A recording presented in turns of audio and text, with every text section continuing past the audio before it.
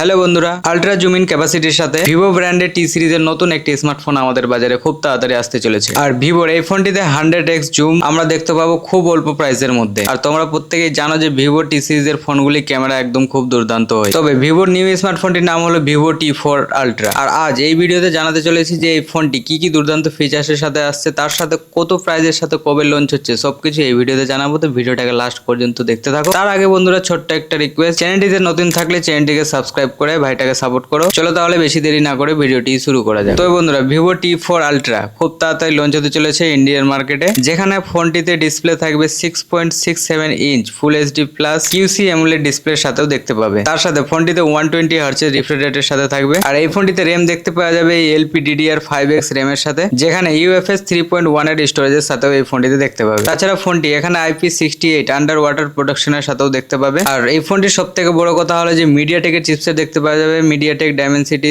9300 plus এর সাথে এক দুর্দান্ত একটি চিপসেটের সাথে। আর ভিভোর এই স্মার্টফোনটিতে ক্যামেরা খুব সুন্দর দুর্দান্ত দিয়েছে, যেখানে মেন সেন্সর থাকবে 50 মেগাপিক্সেলের সাথে IMX921 এর সাথে। তাছাড়া 8 মেগাপিক্সেল আলট্রা ওয়াইড অ্যাঙ্গেল লেন্সের সাথেও থাকবে, তার সাথে একটি 50 মেগাপিক্সেল 100x জুমের সাথেও দেখতে পাবে। তবে ভিভো T4 আলট্রা খুব তাড়াতাড়ি লঞ্চ হতে চলেছে ইন্ডিয়ান মার্কেটে, চলে এসছে কামিং সুন হয়ে। আর ভিভোর এই ফোনটির কত প্রাইস হতে পারে তোমরা অনুমান করে কমেন্ট করে অবশ্যই জানিও। তাছাড়া এই ফোনটি লঞ্চের কথা বলতে গেলে জুন মাসে ইন্ডিয়ান মার্কেটে দেখতে পাবে। তো বন্ধুরা, এই ছিল ভিভো T4 আলট্রার ছোট্ট একটা ইনফরমেশন, যেটা তোমাদেরকে এই ভিডিওর মাধ্যমে জানালাম। আর বন্ধুরা, যদি ভিডিওটা ভালো লাগে ভিডিওটাকে অবশ্যই একটা লাইক করে দিও, আর চ্যানেলে নতুন থাকলে চ্যানেলটিকে সাবস্ক্রাইব করে দিও।